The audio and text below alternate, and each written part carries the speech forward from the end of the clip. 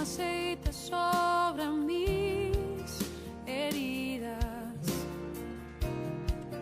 Es el agua en el desierto y el calor en el invierno. Tu palabra es la voz que me habla en la mañana.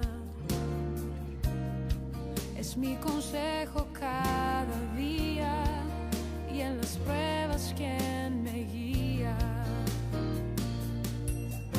Podría estar perdido como un náufrago en el mar y aún perdido. El Señor Jesucristo les bendiga, hermanos. Qué privilegio poder estar con ustedes, llegar a sus casas, llegar donde se encuentran, en sus coches, en su trabajo.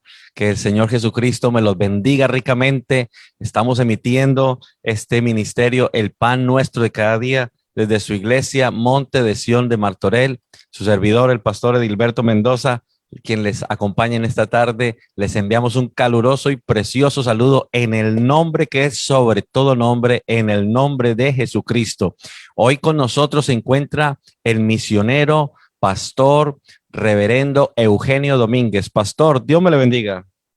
Amén, varón de Dios. Qué gusto estar contigo y su programa y su ministerio que está alcanzando muchas almas y edificando a muchos hermanos en Cristo. Amén, pastor. Hoy tenemos un programa, pastor, porque usted el lunes nos comenzó enseñando acerca del tema de lo que va a venir, acerca de las nuevas versiones de la palabra de Dios. Y usted nos dio una enseñanza tremenda, una enseñanza muy profunda. Gracias. Nos dejó, hablé luego con varios pastores y quedaron, que me hicieron preguntas. Yo le dije, por favor, conéctese y vamos a preguntarle al pastor Eugenio. Y hemos quedado para hoy, pastor, porque en ese programa estuvo tan profundo, tan condensada la enseñanza que no tuvimos el tiempo para las preguntas. Así que vamos a darle continuación a este programa del lunes con preguntas. Así que, pastor, ¿qué le parece si nos ayuda con una oración para que Dios bendiga este ministerio, para que Dios bendiga su vida, lo unja, dele palabras al Señor, le dé palabras del Señor y que le podamos dar respuestas a todas las preguntas que tiene nuestra audiencia? Así que, por favor, pastor Eugenio, diríjanos la oración. Unidos jamás vencidos, en el nombre de Jesús, nos ponemos de acuerdo con el pastor, varón de Dios, hermano Mendoza, área de Barcelona, Martorell, España, Señor, y con los demás, del norte, sur, este, del oeste, Señor, en el nombre de Jesús, te pedimos, te rogamos aún, Señor, que su unción sea, pero gruesa, que la unción del Espíritu mediante la palabra, Señor, nos abre el entendimiento, en el nombre de Jesús, los bloqueos mentales, tradicionales, doctrinales, sean pero removidas, aún tumbadas, y que la palabra tenga curso libre, oh Señor, en el nombre de Jesús, y que nos ayuda para dar respuestas conforme a la esperanza que tenemos en ti, oh Cristo, en el nombre de Jesús. Amén. Amén, gloria al Señor Jesucristo. Pastor, ¿qué le parece si aprovechamos un momento y nos da condensadamente, solamente nos repite un momentito, 5 minutos si quiere tomar, o 6 o 7, para que nos recapitule un poquito para aquellas personas que se van a conectar, un resumen de lo que usted nos habló, para que conecten en este día, en esta hora con el programa, y así podemos al finalizar, después de este resumen que usted da, las preguntas. Quisiera pedirles, por favor, hermanos, que tomemos un momentito y vamos a compartir este link. Vamos a enviarlo a hermanos, a hermanas, y sobre todo hoy, hermanos, tenemos a un teólogo, tenemos a un escritor, tenemos a un gran pastor que ha dedicado su vida entera a lo que es el estudio de la palabra de Dios para la honra y la gloria de nuestro Señor Jesucristo, porque el Señor dijo que en Efesios 4 que nos daría maestros, así que Él es un maestro de la palabra. ya ha dedicado a eso. Él es el don que Dios le ha dado. Así que vamos a beneficiarnos porque Dios le ha dado esta habilidad del Espíritu para nuestra edificación, consolación y exhortación. Así que por favor, tomemos un momentito, compartamos. Tú sabes que hay gente que tiene tantas preguntas y por qué Dios esto y si Dios esto y si y la Biblia y si esto. Pues este es el momento para aprovechar y enviar sus preguntas y vamos a compartir este link y vamos a tratar de hacer lo que más podamos en el tiempo que tenemos. Amén. Así que, pastor, ¿por qué no nos hace un breve resumen de lo que nos habló el lunes, por favor, mientras seguimos compartiendo? Amén, varón de Dios. Pues básicamente, pues el tema era la inspiración. El término griego es theonestos. Esa pronunciación no es perfecta, pero la inspiración de las escrituras, la respiración del Espíritu Santo sobre los varones quienes enseñaron y quienes también escribieron la palabra de Dios. En el Antiguo, pues tenemos 39 libros en la Biblia cristiana y en el Nuevo Testamento hay 27, pues 66 libros en total dentro de las portadas de la Santa Biblia.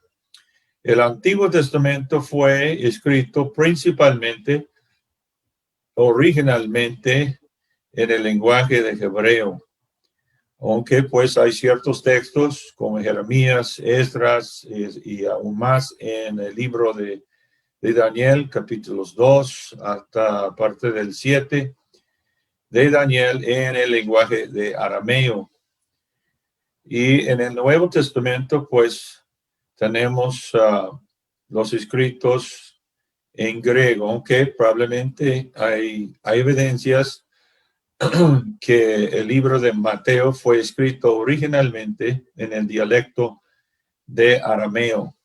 Otros opinan que era el hebreo. Sin embargo, fue traducido inmediatamente en griego, lenguaje internacional. Pero la otra cosa, o el otro asunto de la presentación el día de lunes fue acerca de cuál versión es correcta y por qué hay diferentes versiones. Pues la razón principal es que hay dos cuerpos de manuscritos griegos del Nuevo Testamento. Uno se llama mayoritario y el otro minoritario. En el texto mayoritario, pues hay más que 5,000 manuscritos que soportan ese grupo, ese corpus. Y el otro, ya lo verifiqué, no es 25, aunque otros opinen que ese es el número principal, pero hay unos 45 manuscritos que fueron usados para formar el texto minoritario que fue escrito en los fines del siglo XIX. Y las nuevas versiones están basadas sobre ese nuevo texto griego que fue formado, como dije, en el siglo XIX. Ese texto tiene varios nombres: el texto minoritario, el texto crítico y otro término, minoritario, crítico, y el tercero es Westcott y Hort. Son apellidos de los dos hombres principales que formaron ese nuevo texto griego, consultando a 45 manuscritos griegos. Entonces, básicamente la diferencia de las nuevas versiones y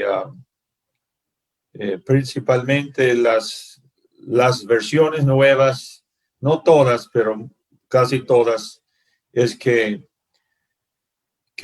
este grupo de manuscritos griegos pues contiene más que 5,000 manuscritos que lo defiende.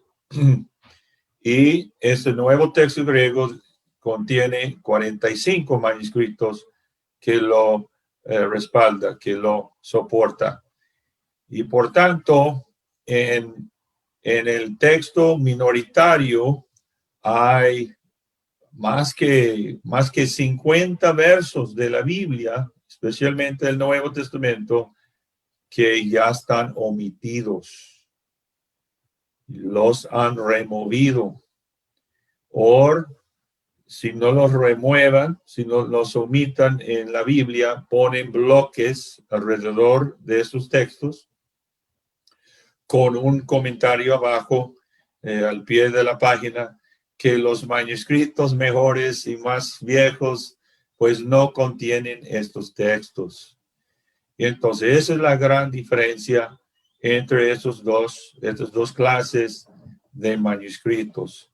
Pues resultan en la omisión de muchos versos de la Biblia, y no he hablado de otros versos donde se omitan frases y otros que nada más una palabra, dos palabras. Entonces estamos hablando de mucha diferencia. Entonces, hermano, esto es un destello del estudio del día lunes. Amén, pastor. Entonces, vamos a empezar con las preguntas y una vez más les recuerdo a todos los hermanos que están conectados en este momento.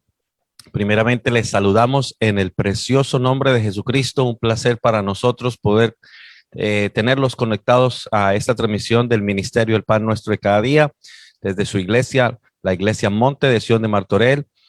Estamos aquí transmitiendo este mensaje poderoso de la palabra de Dios. Entonces, como vamos a hablar acerca de la Biblia, la palabra de Dios, hay muchos temas. Vamos a entrar en lo que es la Biblia.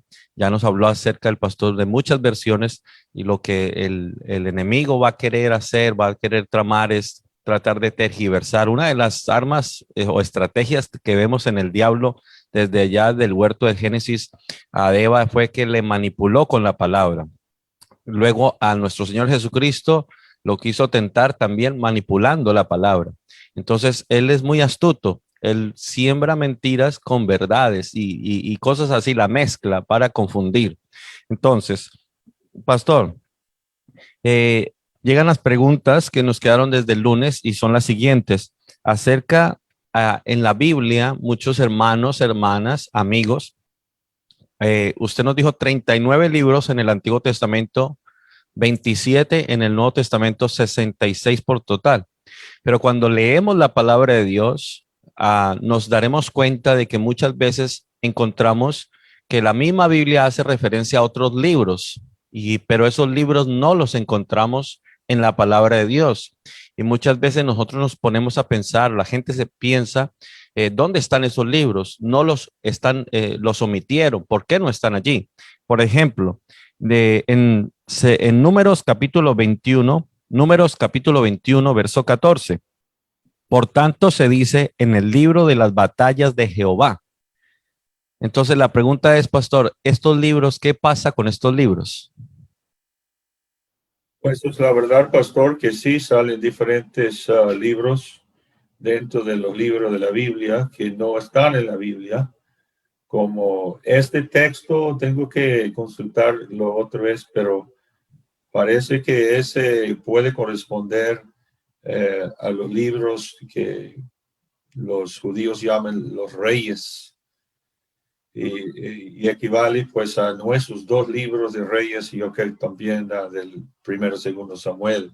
Pero hay otro libro como Jáser, el libro de Enoch, aún Pablo en el libro de Tito hace referencia a los escritos de un poeta de los gentiles. Y eso nos da la respuesta. Como Pablo recitó, o por lo menos hizo referencia a otros escritos que, aunque ni siquiera eran escritos de piadosos o escritos de personas creyentes en Dios, tenían esa libertad de recitar textos de libros no inspirados. Entonces es bien obvio, pues ellos tenían esa libertad para consultar y aún recitar otros libros que al final no fueron considerados parte del canón, es decir, parte pues de los libros medidos juzgados como inspirados por Dios. Y entonces, básicamente la respuesta, los escritores bíblicos tenían todo derecho de consultar otros textos, aún recitarlos, pero ellos no llegaron, no alcanzaron al nivel de libros inspirados. Amén. O sea, lo que nos quiere decir el pastor es que cuando estemos leyendo, hermanos, por ejemplo, la cita que les di de Números 21:14, aparecerá un libro en Josué capítulo 10, versículo 13, dice, y el sol se detuvo y la luna se paró hasta que la gente se hubo vengado de sus enemigos. No está escrito en el libro de Jacer. O sea, todos esos libros que el pastor comentó. Entonces, lo que yo entiendo, pastor, es que estos libros más bien vienen a ser como comentarios de situaciones que se sucedieron, como hoy en día tenemos comentarios, el comentario Matthew Henry, comentario de este otro autor, más quiere decir la perspectiva del hombre, su opinión, su comentario, más no es algo como que, como usted acaba de decir, la inspiración divina de Dios, en donde es lo que Dios dice y dejamos lo que es de Dios y lo que es del hombre, lo dejamos como a un lado, que es un comentario que puede ser muy válido, pero entonces esa es la respuesta. Por eso no están incluidos en el canon bíblico, porque no son parte de la inspiración divina, sino son comentarios por parte del hombre. La segunda pregunta, pastor. Los libros apócrifos, ¿qué son y cuáles son, pastor? Pues hay dos grupos de libros apócrifos. El primero es del Antiguo Testamento o de la era, pues antes del Nuevo Testamento, mejor dicho. Y el segundo grupo es del primero y el segundo siglos, que los cuales son libros que al final pues no fueron considerados parte del canon. Sin embargo, pues la palabra apócrifa proviene pues de dos palabras griegas, apo, y la segunda es básicamente ha sido transliterada esa palabra críptica, y pues es decir, pues escondido, ocultado. Y entonces son libros pues místicos en general, no todos, pero en general. Y en cuanto a los libros de la era antes del Nuevo Testamento, pues esos libros esos libros están parte de una versión del Antiguo Testamento que se llama la Septuaginta, y sus siglas son LXX, que pues son números que suman a 70, porque eran unos 70 traductores que tradujeron el Antiguo Testamento de hebreo a griego, y estaba dentro de esa Biblia en la primera era cristiana, donde aparecen estos libros como parte de una Biblia. Y salen también pues en la Vulgata latín.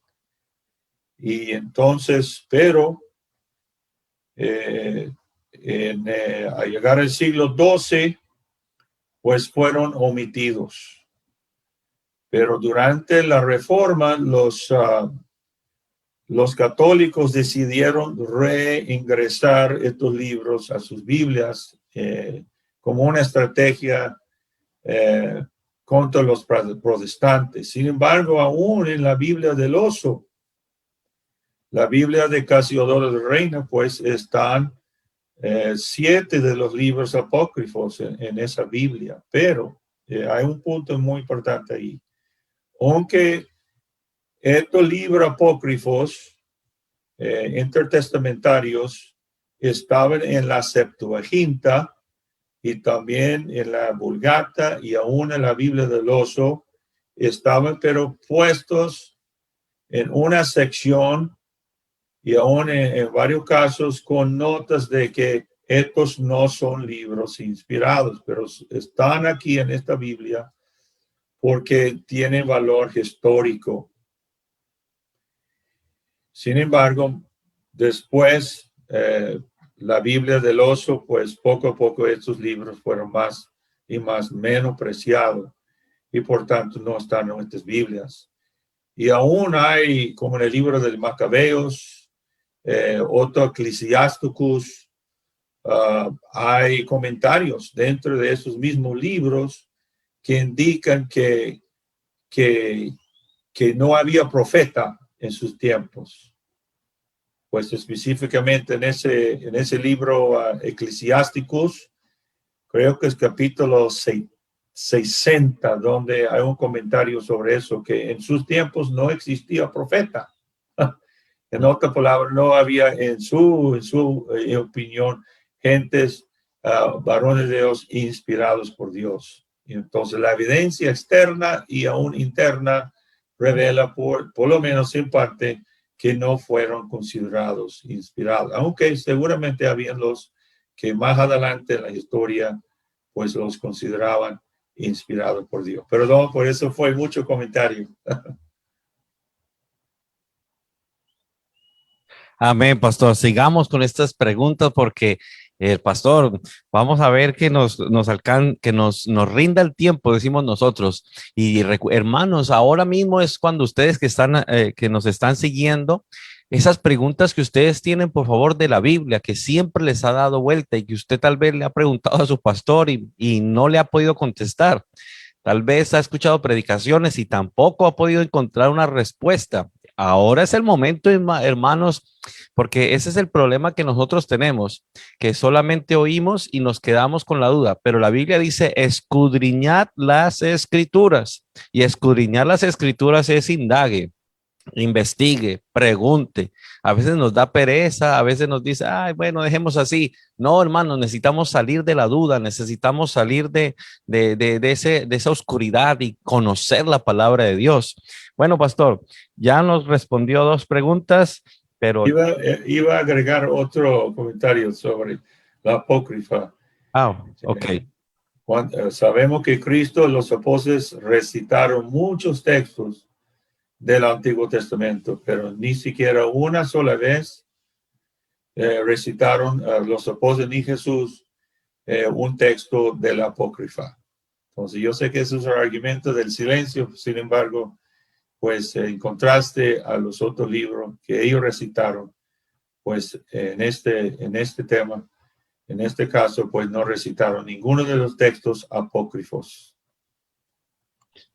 Qué buena respuesta, es verdad, pastor, porque muchas veces los mismos escritores inspirados por el Espíritu Santo citan los libros del Antiguo Testamento o palabras dichas por el profeta o dichas por un libro y realmente no encontramos ninguna referencia que se haga en el Nuevo Testamento acerca de algún otro libro.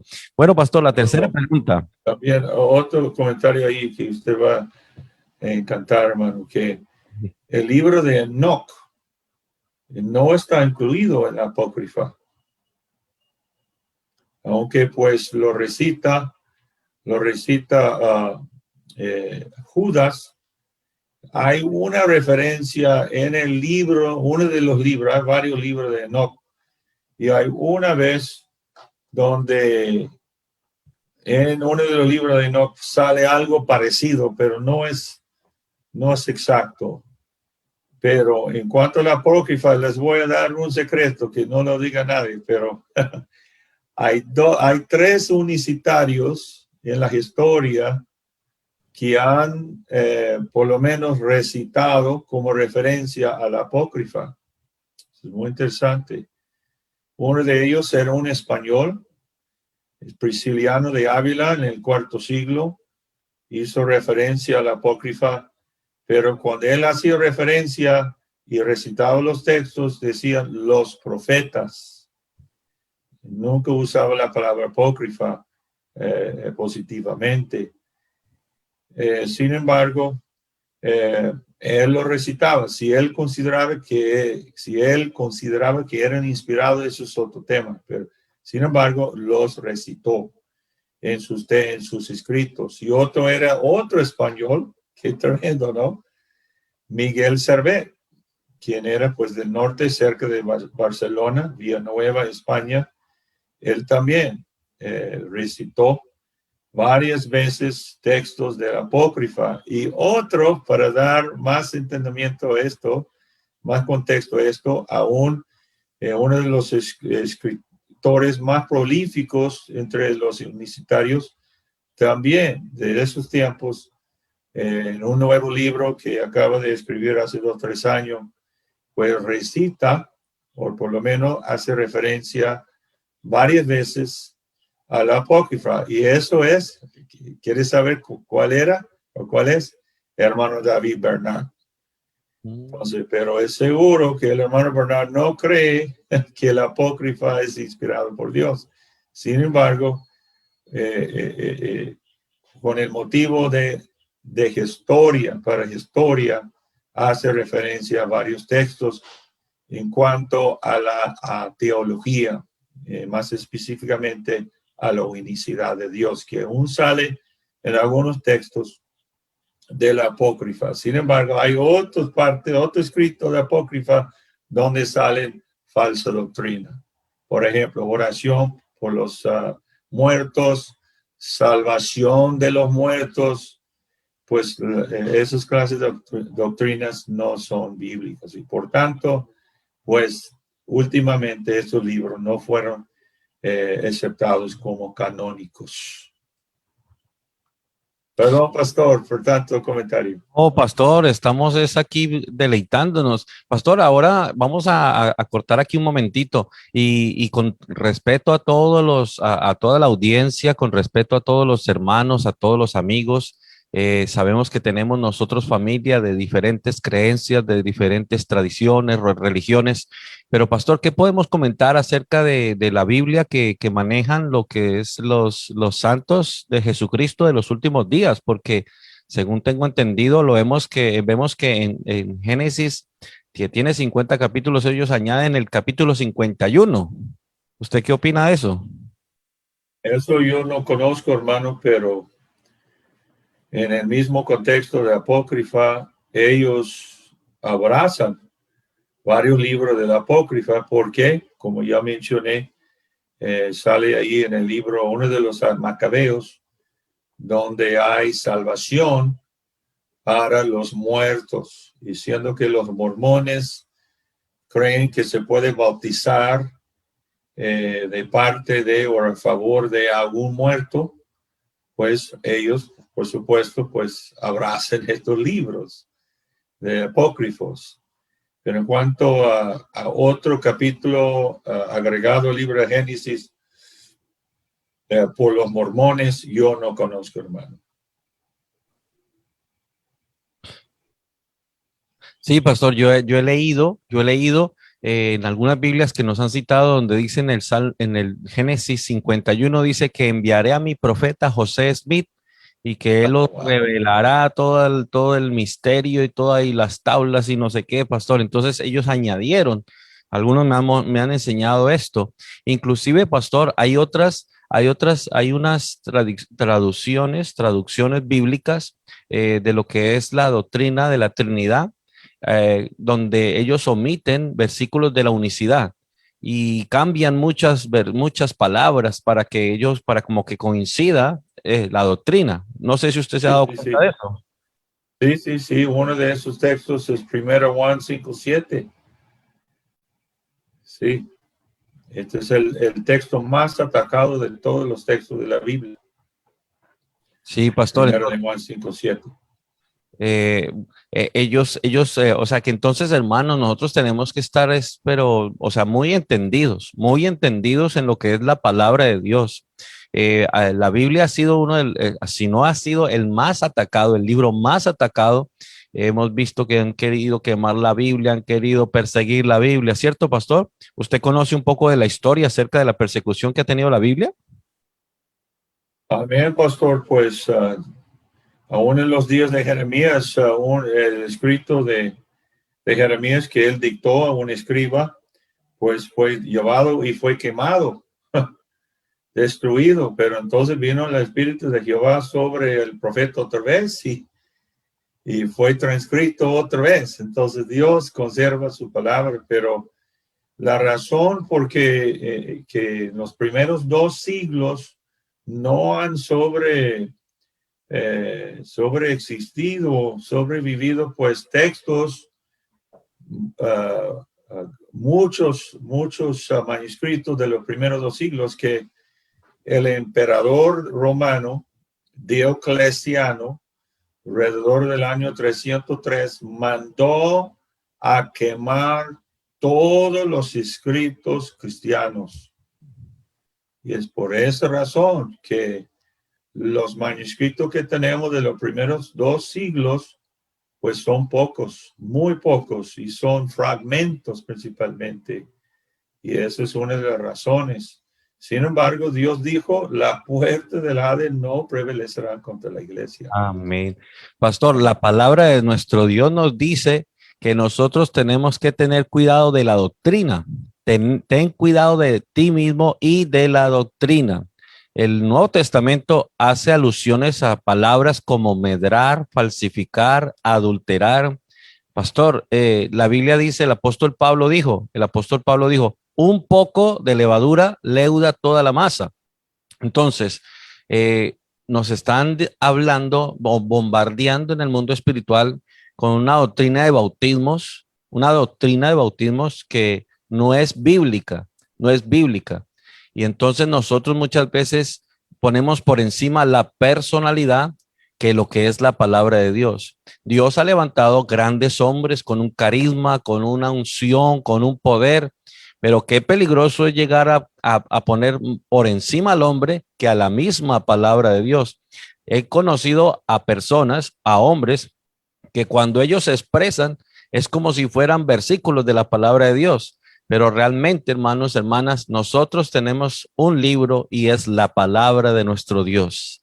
39 libros en el Antiguo Testamento, 27 libros en el Nuevo Testamento. Y el apóstol Judas dice que la fe una sola vez dada a nosotros. Entonces, y en el Apocalipsis nos advierte, nadie puede añadir, nadie puede quitar. Nos hablaron, pastor, de un bautismo de niños que no está en la Biblia. Nos acaba de hablar usted de un bautismo por los muertos. ¿Qué es lo que hacen estas religiones, estas creencias? Por ejemplo, si mi tía, no quisiera decir un nombre que por ahí de repente le pegue al nombre de la mamá de alguien, pero la mamá, la tía Pepita se murió mi tía Pepita.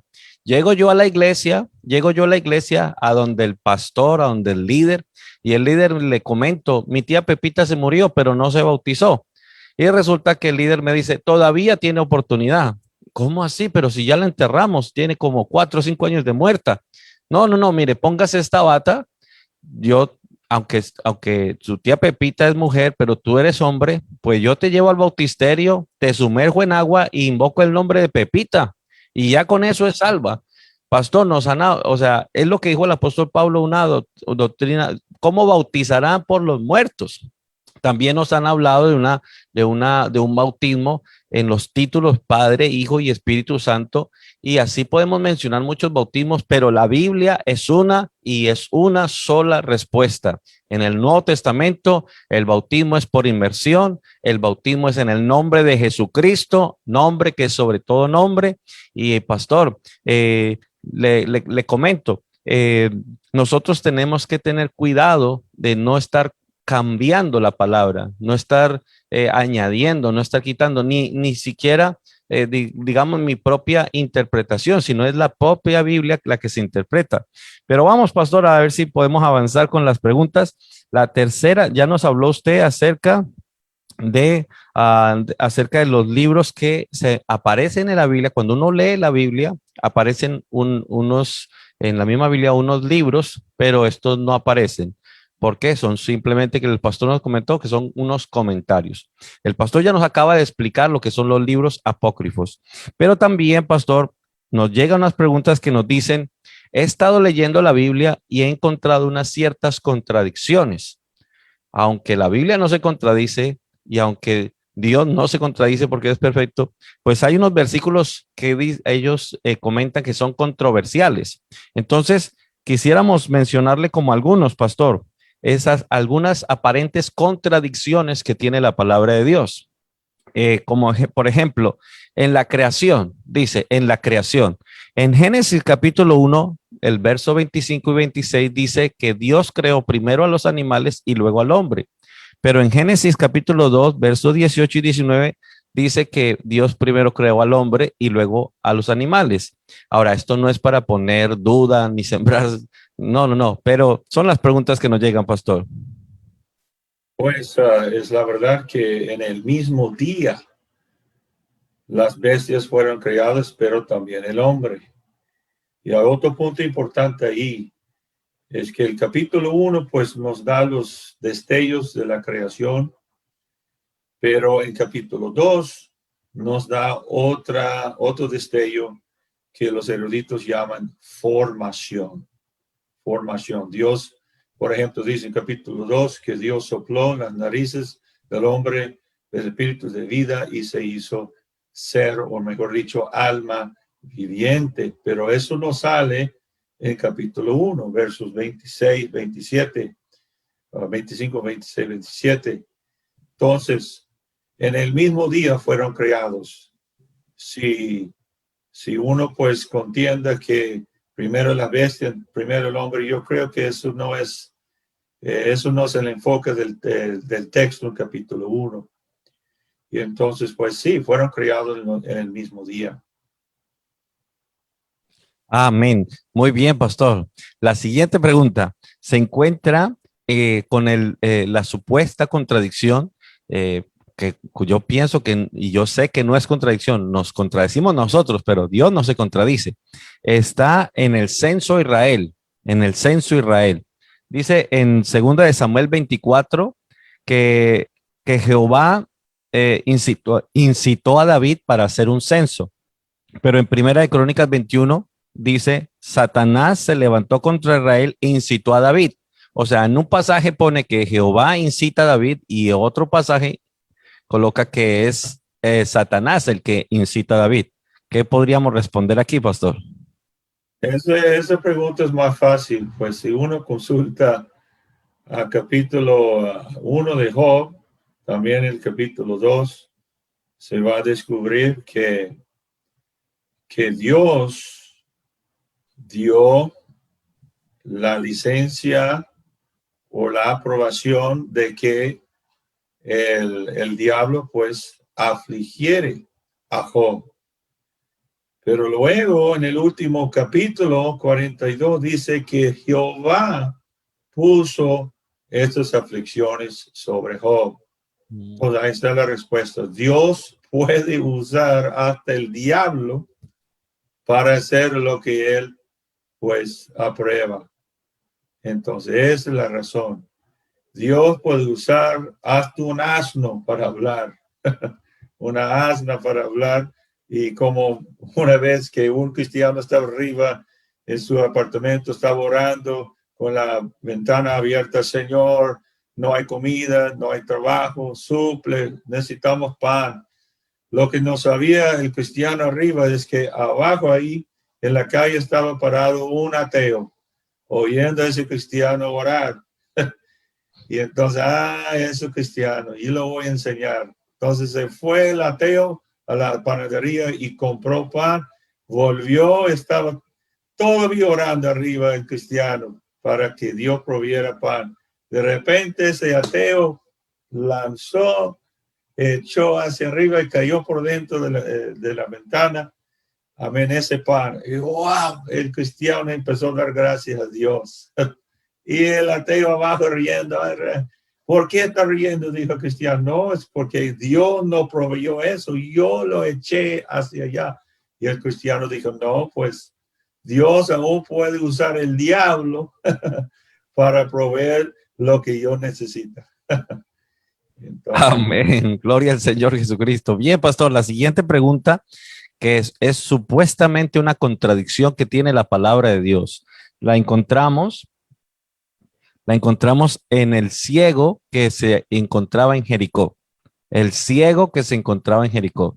Bueno, dice en Lucas capítulo 18:35, Lucas 18:35 dice, aconteció que acercándose Jesús a Jericó, un ciego estaba sentado junto al camino mendigando. O sea, el perfil o digamos, la perspectiva que tenía Lucas es un ciego y Jesús se acercaba a Jericó.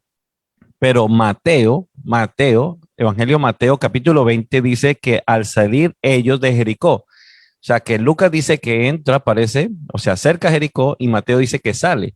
Y Mateo habla de que son dos ciegos. Entonces, porque se estudia este pasaje bíblico, vuelvo y repito, es la pregunta que nos está llegando, no se trata de sembrar dudas y misterio, no, pero sí es como aclarar. Porque Lucas capítulo 10, como le acabo de decir, Lucas 18, perdón, dice, debajo de Lucas manda la referencia a Mateo, o sea, como que enlaza este pasaje. Entonces, ¿cómo podríamos explicarlo, pastor? Bueno, es un error que algunos lectores de la Biblia hacen y muchas veces los mormones, entre todos los informantes, llaman atención a estas aparentes contradicciones, pero cuando nosotros estamos comparando los tres evangelios sinópticos, muchas veces caíamos en la trampa que, pues este está hablando del mismo evento, encuentro en tal texto en otro libro. Otro ejemplo de eso es cuando la Biblia habla, creo que es capítulo 8, 28, habla pues de los gadarenos. No me acuerdo si Mateo habla de dos, pero hay otros, es uno solo. Pues es bien obvio, porque es que no es el mismo encuentro. Aunque hay mucha apariencia, no es el mismo encuentro. Y entonces seguro, pues en Gadara estaba más que un endemoniado. En Jericó, los afueras de Jericó, pues seguro no existía solamente un ciego.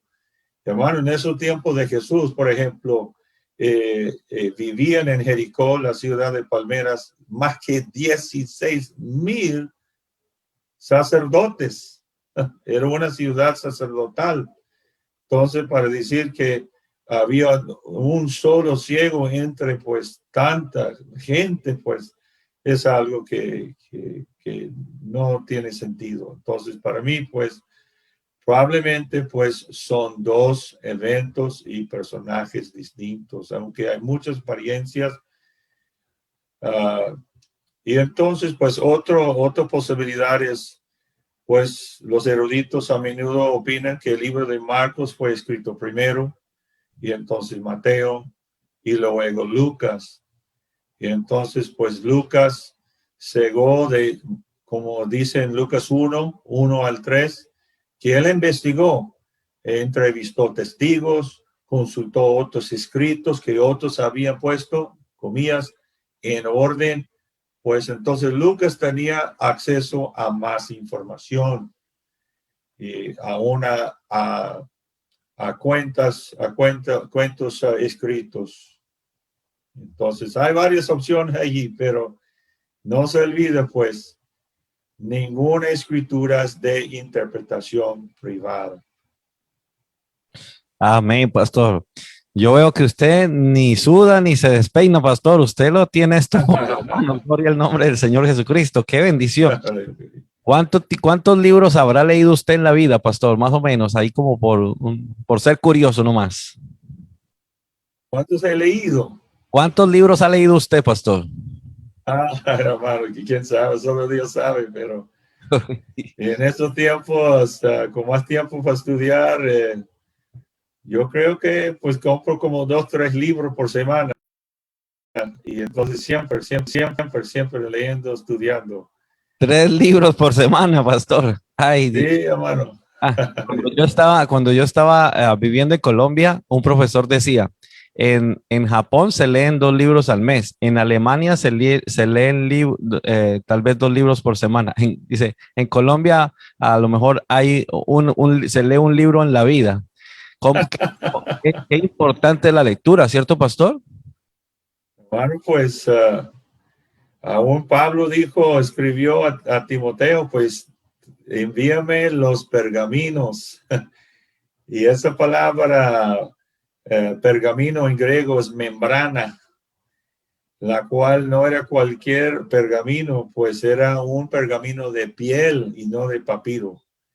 Y de tener un pergamino de piel, oh hermano, era de mucho dinero. Y tener por ejemplo, uno de los libros del Pentateuco, estamos hablando de un año de trabajo de un escriba profesional, Wow. pues el salario de un año para poder comprar uno de los libros del Pentateuco. Entonces ese Pablo leía mucho y por eso él dijo a Timoteo, pues presta atención a la exhortación, la lectura, etcétera. Amén, pastor. Qué importante es la lectura. Alguien dijo, el que sabe leer y no lee es como si no supiera. Pastor, ya nos ha respondido usted varias preguntas bastante profundas, pero ahora hay versículos en la Biblia que son un poco como una incógnita. Son versículos que uno dice, pero ¿cómo aparece este versículo aquí? ¿Qué sentido tiene? ¿Qué respuesta tiene?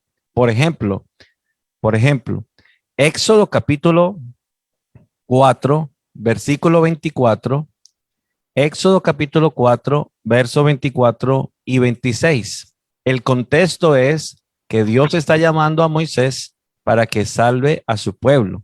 Y dice, y aconteció en el camino que en una posada Jehová le salió al encuentro y quiso matarlo.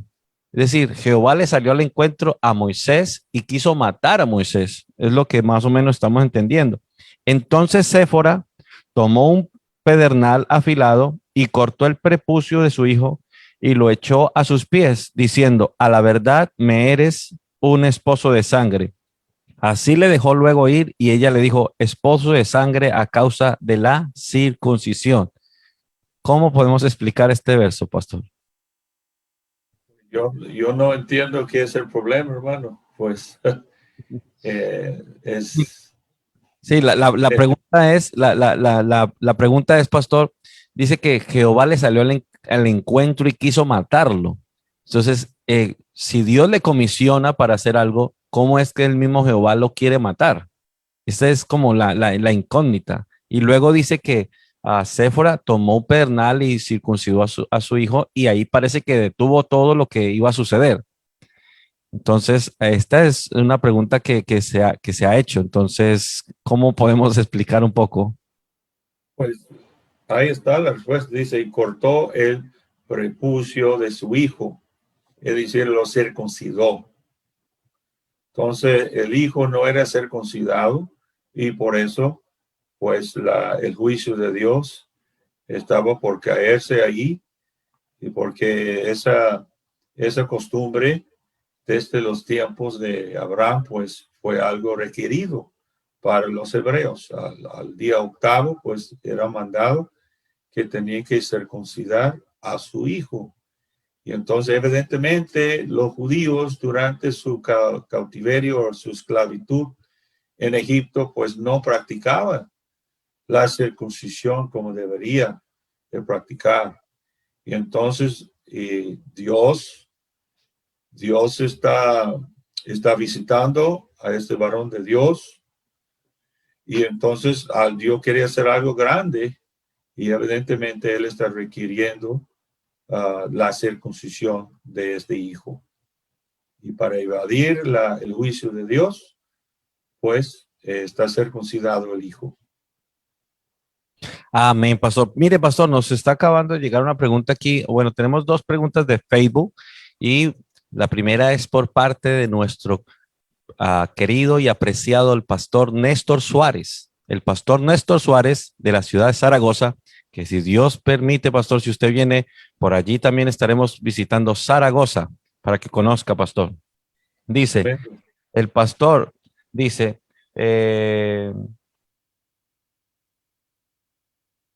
¿cuál es la versión de la palabra de Dios más recomendable para usar? O sea, ¿cuál es la versión de la Biblia más recomendable para usar en la iglesia? Pues la versión que prolíficamente pues usada en los círculos unicitarios y aún pues en las otras iglesias, la Reina Valera 60. Pero como ya hemos mencionado que la Reina Valera 60 y otras contemporáneas pues han usado como una base en parte para traducir el Nuevo Testamento el texto minoritario.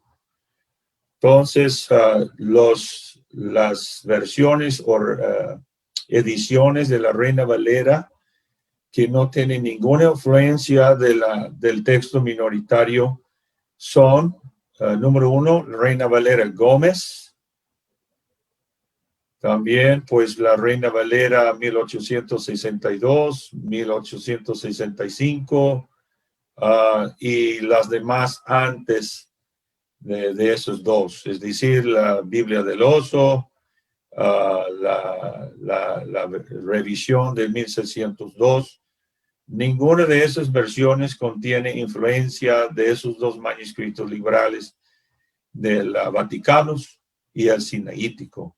Sin embargo, como dije el día lunes, que en cuanto a la omisión de textos que hace el texto minoritario, la Reina Valera minoritario, la Reina Valera 60 no sigue el rumbo del texto minoritario. Por eso es segura, pues no hay ningún problema. Pero hay otras Reinas Valeras contemporáneas que, aunque no omitan los textos, que omitan el texto minoritario, los ponen en bloques minoritario, los ponen en bloques. Entonces, si usted va a comprar una Reina Valera moderna, yo recomiendo que sea Reina Valera 60. ¿Por qué? Porque no omita ningún verso, ninguna frase. Pero hay mucho más que decir ahí, porque los de habla inglesa, los que son bilingües en los Estados Unidos, pues cuando uno compare la Reina Valera 60 con la King James, con la versión que usa a menudo pues los de habla inglesa, hay diferencias, pero a veces la diferencia es al favor de la doctrina pentecostal. Por ejemplo, Hechos 10:48, la Reina Valera 60 en ese texto es mejor que la versión inglesa King James, porque dice bautizándolo en el nombre del Señor Jesús, cuando la versión inglesa dice en el nombre del Señor, no contiene el nombre de Jesús. Entonces, 60 está bien, pero si usted está buscando una Biblia que no tiene influencia de los manuscritos liberales, vaticanos y sinaíticos, Reina Valera Gómez y también las Reina Valeras antes del siglo XX. Amén, gloria al Señor Jesucristo. Pastor, otra pregunta que nos llega. Yo creo que ya la esposa le debe tener la comida lista, ¿no, pastor? Como, bueno, no, perdón, la comida para nosotros, el almuerzo para ustedes o la comida al mediodía, ¿no? ¿Qué horas son en Panamá ahora mismo, pastor? Son como las 2, falta 5 para las 2. Bueno, ya seguro que la esposa le debe tener un buen sancocho. Bueno, pastor, dice otra pregunta. Primera de Corintios 7:24. Esta nos llega desde Facebook. Primera de Corintios 7:24. Cada uno, hermanos, en el estado en que fue llamado, así permanezca para con Dios. Pero yo sé que el tiempo es limitado, pero hay que leer el contexto ahí. Pablo a veces habla de parte de hombre, o como hombre dice, hablo como hombre, y encontrarse otra parte de ese texto. Pero déjeme consultarlo. 1 Corintios 7:24 está en el contexto del matrimonial, cada uno, hermano. Ok, no se olvida que el contexto es rey. Aún en cada término, el contexto es rey. Fuiste llamado siendo esclavo, no te dé cuidado, pero también si puede hacerte libre, procúralo más, porque el que en el Señor fue llamado siendo esclavo, liberto es del Señor. Asimismo, el que fue llamado siendo libre, esclavo es de Cristo. Por precio fuisteis comprados. No os hagáis esclavo de los hombres, cada uno hermano en el estado en que fue llamado, así permanezca para con todos. Ok. Entonces, hay dos contextos ahí. Número uno, pues el contexto principal del capítulo es el matrimonio. Y él usa, Pablo usa dos ejemplos para establecer su punto. Número uno, pues si fuiste circuncidado antes que te convertiste, pues no puede cambiar eso. Pero si no estás circuncidado, pues quédese así. Y entonces dice también que si usted se convirtió siendo esclavo secular por una deuda u otra cosa, pues no trate de liberarse, pues, pero liberto es del Señor. En otras palabras, no hace el error de Filemón, que aunque era esclavo, pues escapó de su esclavo, aunque su amo era cristiano.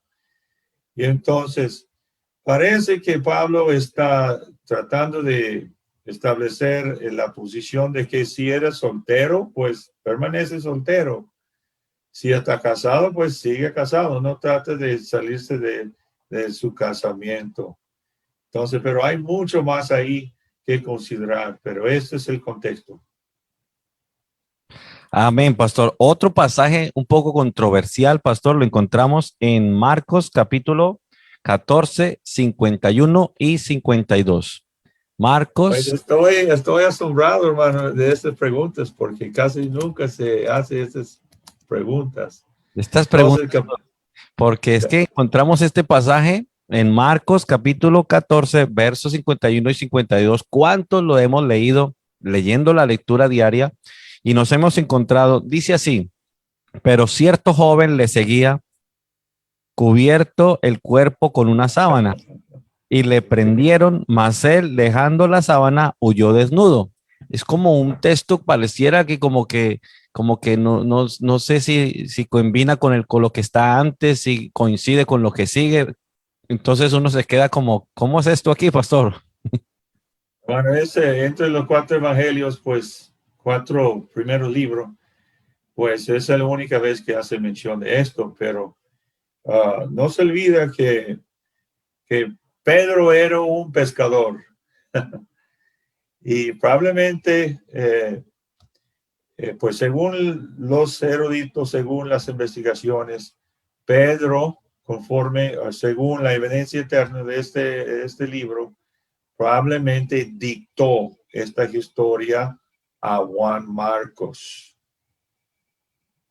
Y por tanto ahí pues hay muchos que opinan que este joven era Juan Marcos. Okay. Y otro punto, y por eso no se menciona su nombre, pero sale ahí en la historia.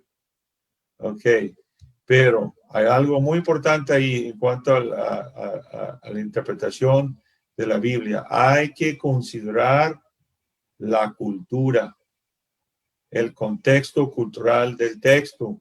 Cuando nosotros decimos desnudo, pues en nuestra mente occidental moderna pensamos de que no hay ninguna pulgada de tela sobre esta persona. Pero en el texto cultural del primer siglo, aún todavía en el Medio Oriente, especialmente entre los islámicos, decir desnudo no es necesariamente estar sin ropa, estar completamente sin ropa. Pero los judíos en ese tiempo tenían ropa interna bajo su ropa normal exterior, y cuando uno andaba en su ropa interior, en la cultura de aquel tiempo, según pues quizás hay una excepción, un erudito que tiene excepción a esto, pero fue considerada la persona desnuda, aunque todavía estaba encubierta. Pero aquí, pues, se puede discutir que él ya andaba, pues, en su ropa interior. En este caso, el texto dice una toalla. Entonces, pero otra vez, el término desnudo tenía un significado en aquel tiempo y ahora tiene otro significado. No sé si eso ayuda un poco. No, pastor, claro que sí, que nos está ayudando mucho. Yo no tampoco había escuchado lo que usted acaba de mencionar.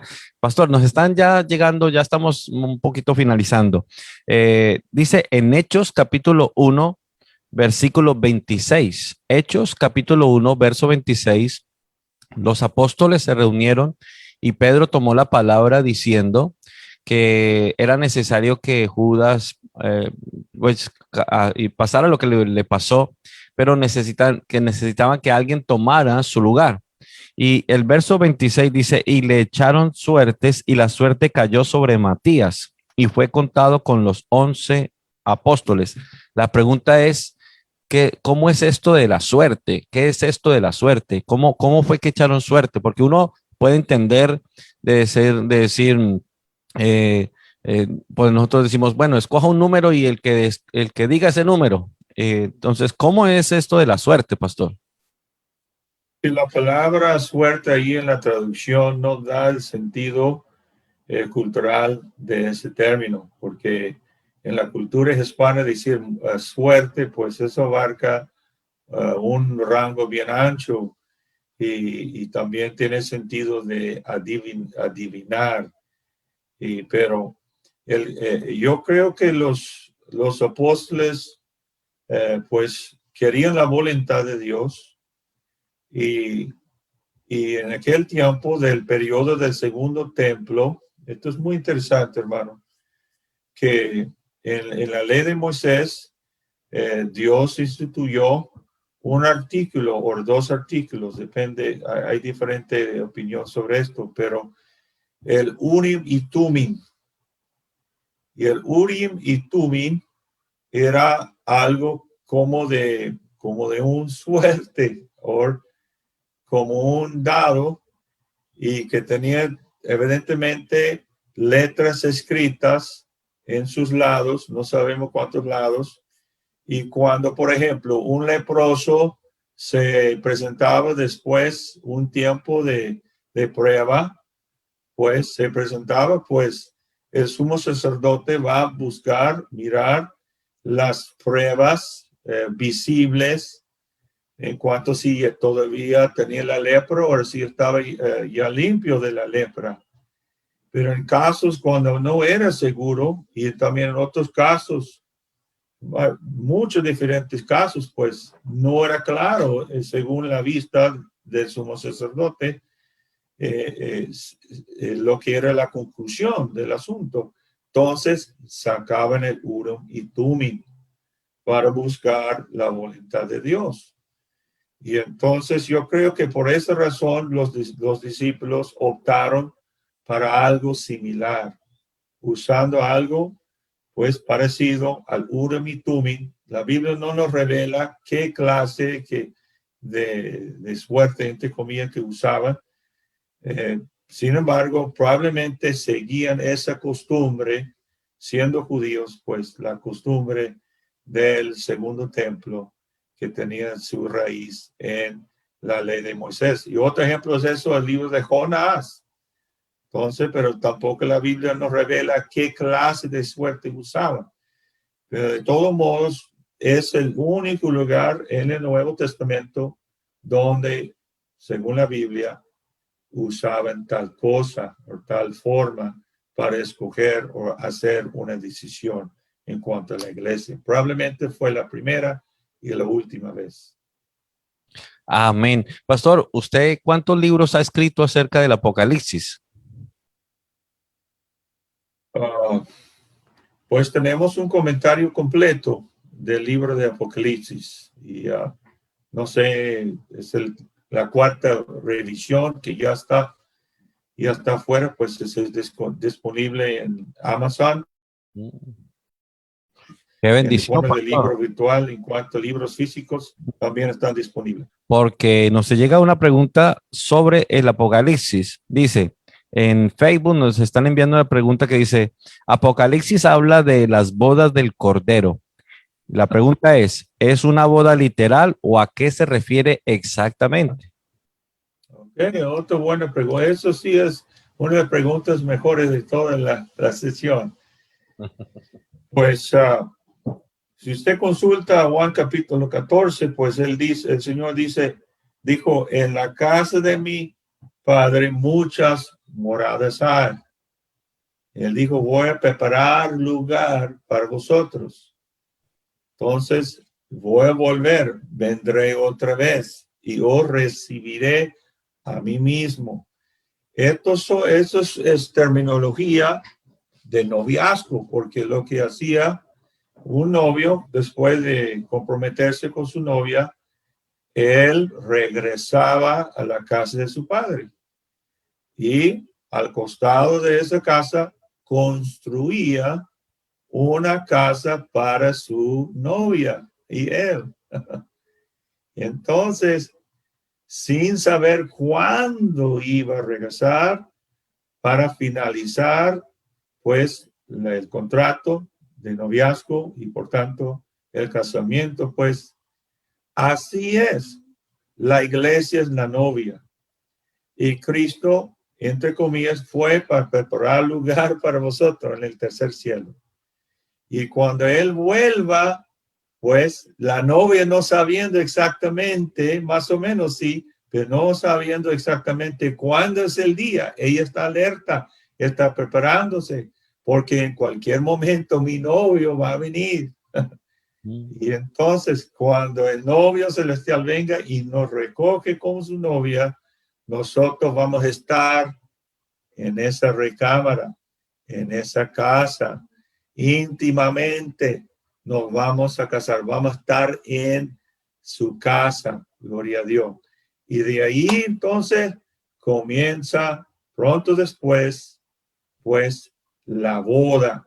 Nosotros, en nuestra cultura es primero hay compromiso, hay una ceremonia pública, pero acá pues vemos que ya el contrato está hecho, ya todo está en orden, ya todo está preparado legalmente, culturalmente y todo.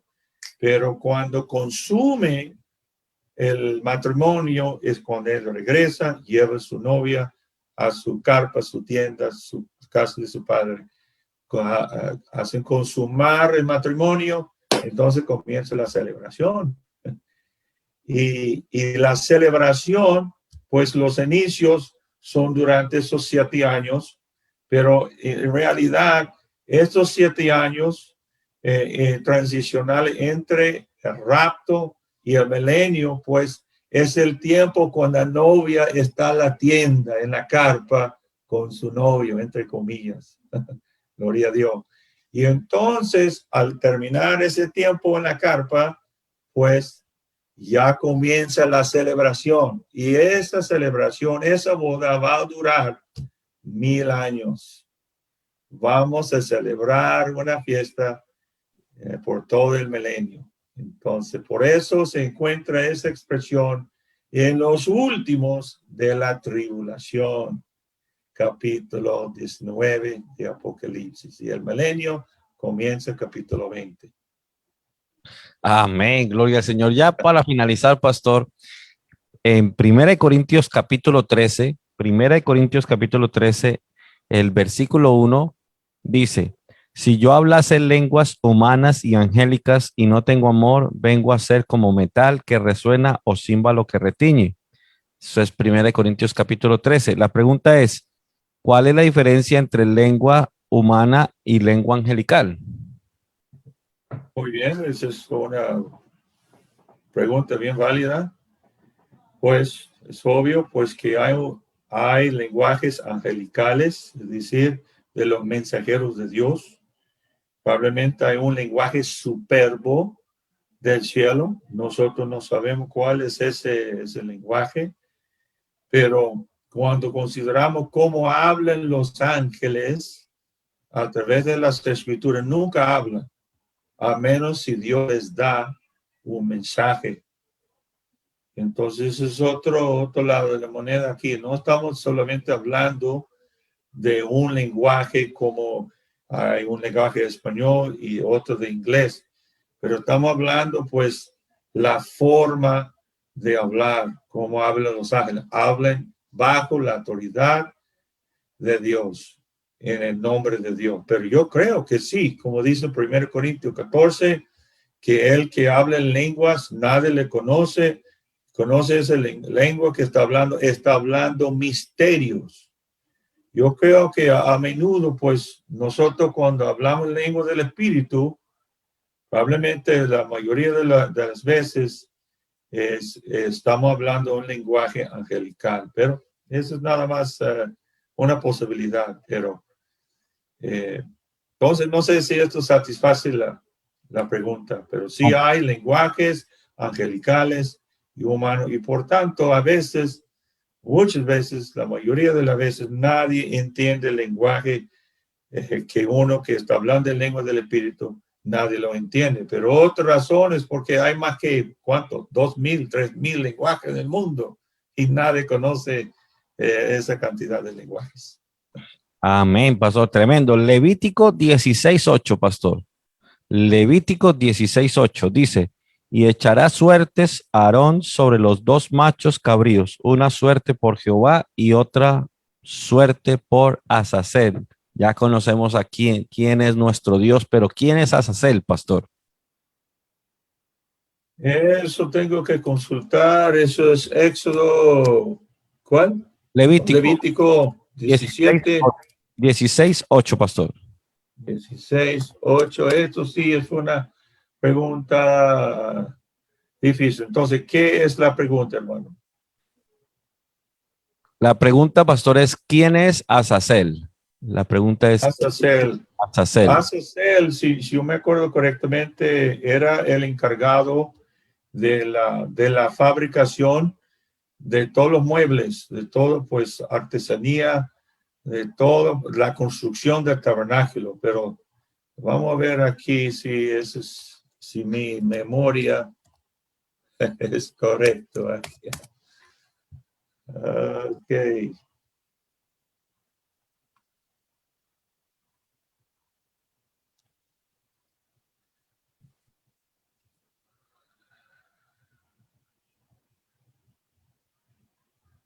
Pues número uno, Azazel era un sacerdote. Okay. Sí, esto es el único capítulo, evidentemente, que habla de Azazel, pero era un sacerdote. Entonces, no ha sido, aquí este diccionario dice, no ha sido posible identificar exactamente a Azazel. Según la etimología del nombre, el significado principal es quitar, conducir hacia un lugar desierto. Y eso es lo que sucedía con el cabrito que fue enviado al desierto. Entonces, puede ser que este sacerdote puede ser el primero para hacer esa costumbre en el día en el Yom Kippur, el día de expiación. Entonces, pues, yo no tengo la información y parece que ninguno otro tiene esa información. Es la única vez en toda la Biblia que sale, pero estaba conectado evidentemente al primer día de la expiación, el Yom Kippur, cuando en ese día el sumo sacerdote entraba en el lugar santísimo. Yo tengo una pregunta para usted, pastor. Quizás los oyentes pueden contestar. ¿Cuántas veces al año entraba el sumo sacerdote? ¿Cuántas veces entraba en el lugar santísimo? Voy a tener que pedir ayuda de los que nos están mirando. Bueno, pastor, yo creo que una sola vez al año, pastor. Una vez al año. Es incorrecto, es incorrecto. Para ofrecer la sangre en el propiciatorio, ¿se refiere? ¿O a incienso? Sí, casi dijo la verdad. Usted dijo una vez al año. Pero más correcto decir un día al año, porque entró 2 veces. La primera vez entró por él y su familia. Después que él soltó el cabrito, el segundo cabrito, entró otra vez para toda la nación. Bueno, mire usted, pastor, gracias porque la verdad siempre uno está aprendiendo y gracias porque usted nos dedica el tiempo y ha estudiado tan profundamente la palabra. Yo realmente, como dijo el apóstol Pablo, no pretendo haberlo alcanzado ya, sino que todavía sigo aprendiendo y más de hombres como usted y muchos otros que están viniendo aquí al pan nuestro de cada día. Pastor, ¿por qué no damos unas últimas palabras a aquellos hermanos que tienen la Biblia, pero la tienen allí como guardada, olvidada?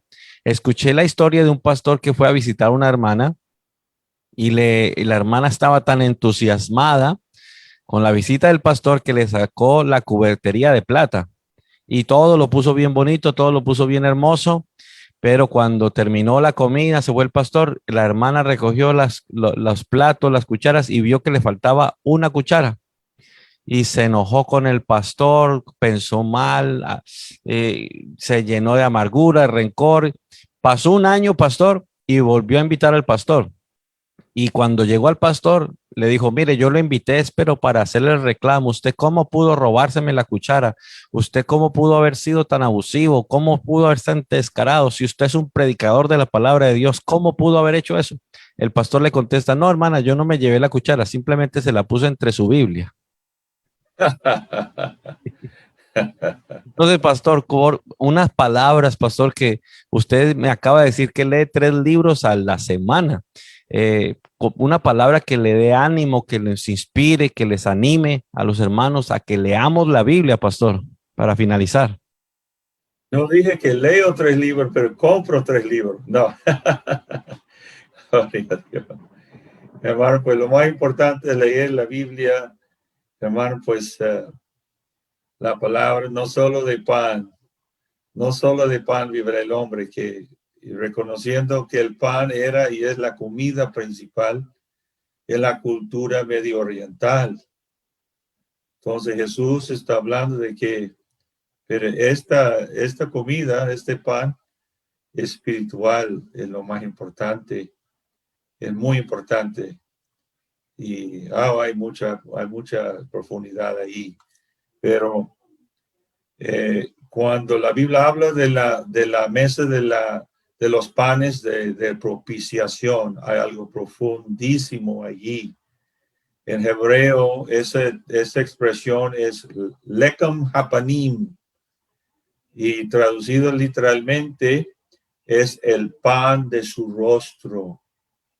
El pan de su rostro. Es la razón porque cuando un sacerdote entra en el lugar santo, está encerrado con Dios, está en comunión con Dios. Y entonces él come ese pan, pues delante el rostro de Dios. Y por eso se llama la mesa del pan de rostro. Y así es el lenguaje de Jesús en Apocalipsis 3. Dice, estoy tocando la puerta. Antes estaba en medio de la iglesia, ahora está fuera de la iglesia tocando la puerta para entrar. Pero Él quiere entrar en comunión con nosotros. Y cuando nosotros entramos en la palabra y en oración, estamos comiendo pan del rostro.